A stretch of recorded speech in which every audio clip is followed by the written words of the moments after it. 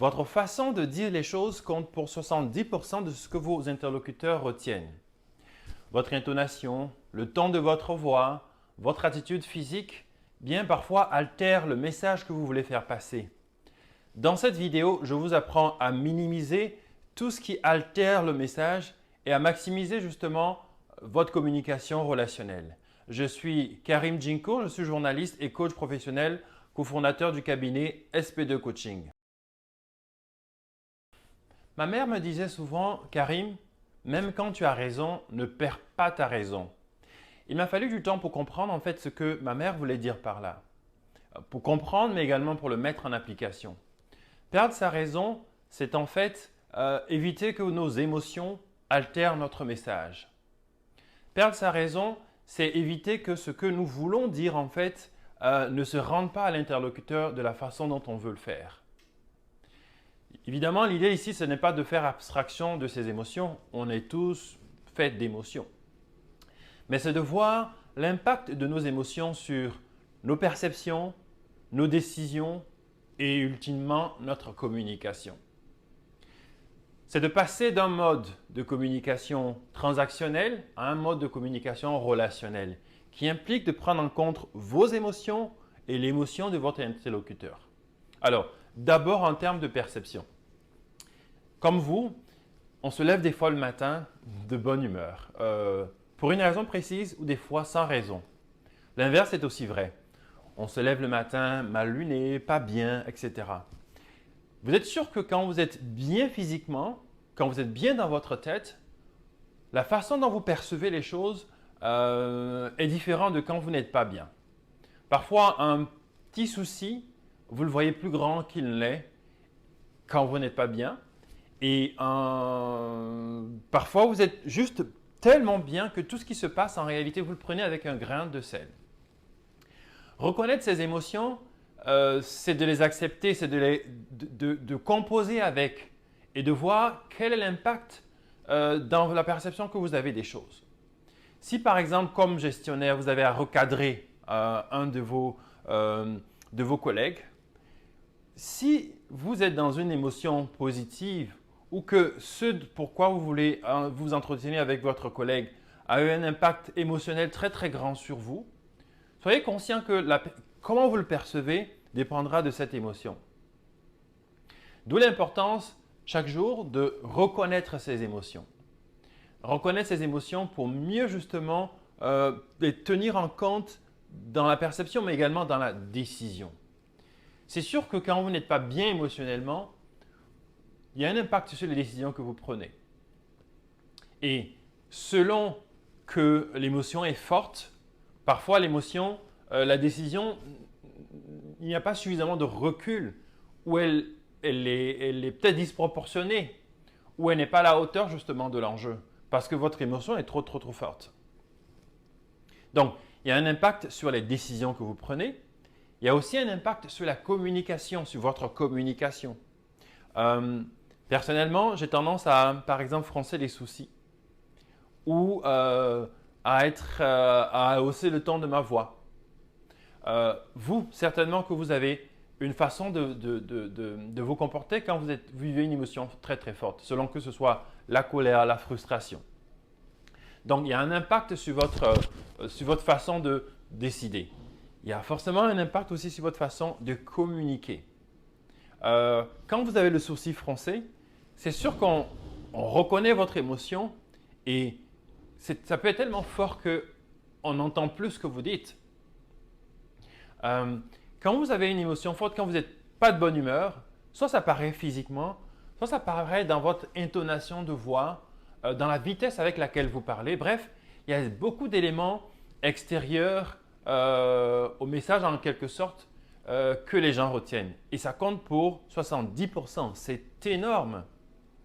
Ça me fait penser d'ailleurs à ce que Maya Angelou disait, la grande poétesse américaine qui disait « C'est pas ce que vous dites qui importe, c'est pas comment vous le dites, c'est comment vous faites sentir les gens, comment les gens se sentent à votre contact. Et comment les gens se sentent, c'est comment vous dites les choses et c'est comment vous physiquement aussi vous apparaissez. Donc, tout ça pour dire que pour un gestionnaire, par exemple, on ne peut pas gérer les gens si on ne se gère pas soi-même, si on ne reconnaît pas l'émotion dans laquelle on se trouve. Reconnaître ses émotions, les accueillir, permet de faire la différence entre ce qui est superficiel de ce qui ne l'est pas. Ce qui prend une place plus importante que le message que vous voulez faire passer. Et ça, c'est essentiel dans la communication relationnelle avec les gens. Parce que la différence entre la communication transactionnelle et la communication relationnelle, c'est l'émotion. Votre émotion et l'émotion de vos interlocuteurs. Si la personne se sent menacée, intimidée ou sent que vous vivez une forte émotion, ça va avoir un impact sur elle. Parfois, l'émotion est tellement forte qu'on n'entend plus. On ne constate plus, en fait, on est dans l'émotion. Et si je suis convaincu que vous êtes fâché, je peux m'attarder juste sur le fait que vous êtes fâché et que c'est peut-être pour vous un exutoire et ne pas retenir le message essentiel que vous voulez faire passer. On dit souvent, quand vous montrez le village au sens littéral, vous montrez un village avec votre doigt et que votre interlocuteur se concentre sur le doigt, votre doigt, et non le village que vous montrez, vous avez échoué. Vous avez échoué dans l'objectif principal que vous avez, c'est que la personne regarde le village et pas votre doigt. Si votre émotion est tellement forte qu'elle obscurcit votre message, vous avez échoué. D'où la nécessité, des fois, de prendre un pas de recul. Le pas de recul, c'est pour intégrer ces émotions et voir comment vous voulez le prendre en compte ou le minimiser pour pas que le message principal soit édulcoré. Si je recadre par exemple un collègue au travail et qu'il voit que je suis fâché, il peut s'arrêter à ça et puis dire bon, ce qu'il a à dire, il est juste fâché en fait. Mais ce n'est pas ça qui est le plus important. Surtout quand on veut avoir une communication efficace, l'efficacité. Je ne veux pas justement que mes émotions obscurcissent le message que je veux faire passer. Si quelqu'un me présente un travail que je juge peut-être pas à la hauteur, mon objectif c'est que son travail soit à la hauteur. Mon objectif c'est que je n'écrase peut-être pas sa confiance par exemple et que je n'utilise pas des mots parce que je ne suis pas content qui lui fait perdre le sens justement de ce que je voudrais qu'il fasse. Et le pas de recul, c'est quoi? Il y a un adage africain qui dit la nuit porte conseil. J'aime bien ça parce que c'est pas que vous rêvez la nuit qu'il y a un ange qui vient vous donner des conseils, c'est possible. Mais ce que ça veut surtout dire, c'est qu'on prend de la hauteur, on prend un pas de recul, on prend de la distance. Combien de fois au lendemain d'un événement qui vous a provoqué une forte émotion, combien de fois au lendemain vous dites c'est peut-être pas si grave que ça. Ou peut-être que c'est important, mais voici le contexte particulier lié à ça. On le met en perspective parce que justement l'émotion de la veille, qui peut être une émotion forte, n'est pas celle du lendemain. Et c'est le recul nécessaire aussi pour penser à ce qui est important pour vous dans la communication que vous avez avec votre interlocuteur. Qu'est-ce que je veux que la personne retienne? Et par rapport à cet objectif, comment je vais communiquer avec elle? Et comment je vais anticiper également ce que je peux dire peut avoir un impact sur cette personne? J'en viendrai tout à l'heure, mais c'est essentiel de penser à comment vous voulez communiquer et ce qui est important pour vous. Est-ce que c'est un exutoire? Parce que parfois on communique comme un exutoire. On est fâché, on veut juste faire savoir qu'on est fâché. Mais vous vous arrêtez à ça.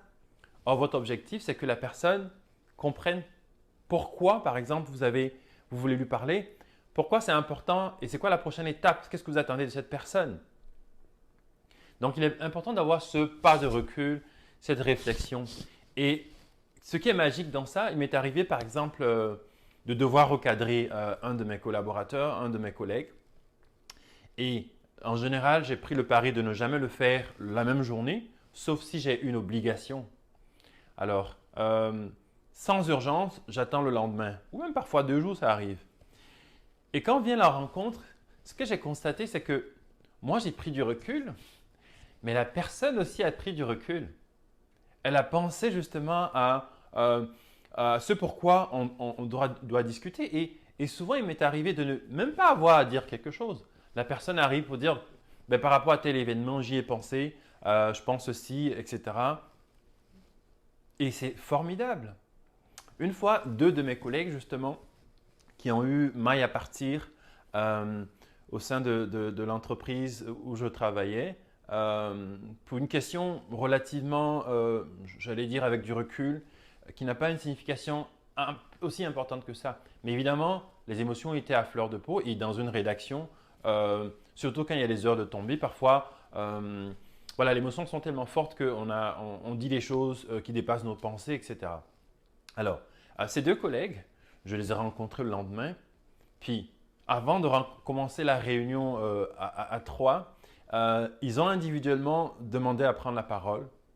Puis l'une s'est excusée en expliquant ce qui était arrivé, mais en reconnaissant effectivement qu'elle avait surréagi ou qu'elle n'aurait pas dû le faire et elle a présenté ses excuses. Puis l'autre a accepté ses excuses en disant oui, j'aurais dû aussi faire ceci ou cela, avec du recul, voici ce qui est arrivé, etc. J'ai quasiment rien eu à faire. Moi, j'avais pris du recul par rapport à la situation, mais eux aussi avaient pris du recul par rapport à la situation.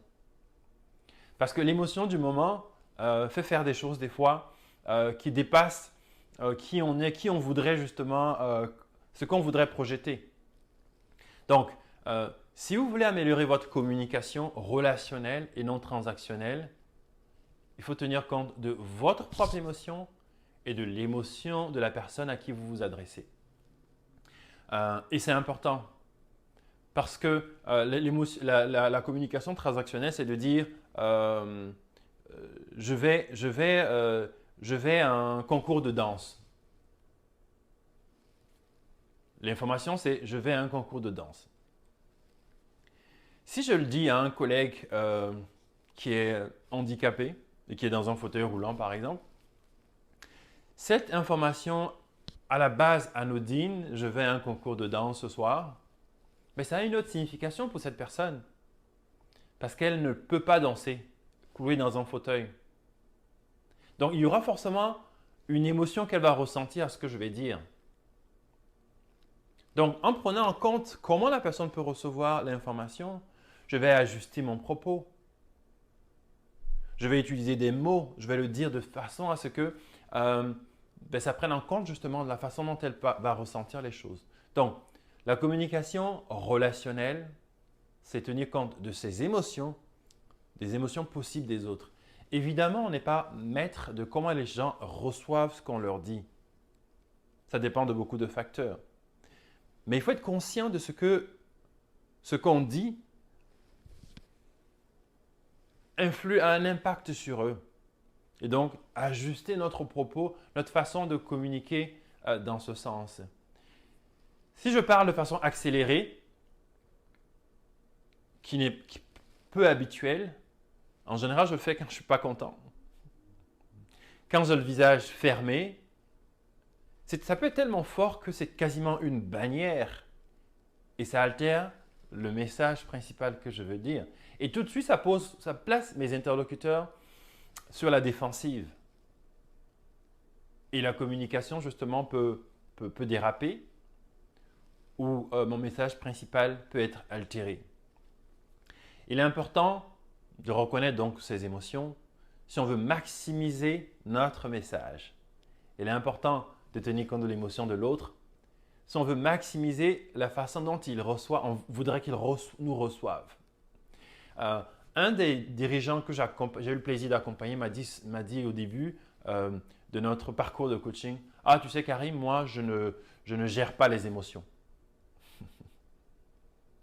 J'ai une nouvelle pour lui, il gère principalement les émotions. On ne peut pas gérer des collègues, ils ne sont pas des numéros, ce sont des humains qui ont des émotions. Et leur niveau d'engagement, leur niveau de bien-être au travail, dans la façon dont on communique avec eux, la relation qu'on établit et qu'on consolide avec eux va déterminer aussi leur travail au quotidien. On n'est pas des robots, on est des humains. Et l'émotion qu'on a peut être un moteur puissant, mais aussi ça peut servir d'éteignoir. Alors, vous voulez évidemment mettre vos collègues dans les meilleures dispositions possibles. Tenez évidemment compte de leurs émotions. Vous n'êtes pas responsable de leurs émotions, mais vous participez justement à instaurer un climat de confiance, de motivation, etc. par votre façon de vous comporter. Donc, pensez à la communication relationnelle. Pensez à bâtir. Pensez à tisser des ponts. Pensez à consolider en tenant compte de votre propre émotion, en tenant compte des émotions des autres. J'espère que ce petit partage vous a aidé à progresser sur le chemin de la communication relationnelle. C'est un long parcours. Il faut tenir compte d'un certain nombre de facteurs et le facteur émotionnel est essentiel et clé. Merci pour d'autres vidéos. Abonnez-vous à la page et ensemble, construisons un monde où on communique de façon optimale.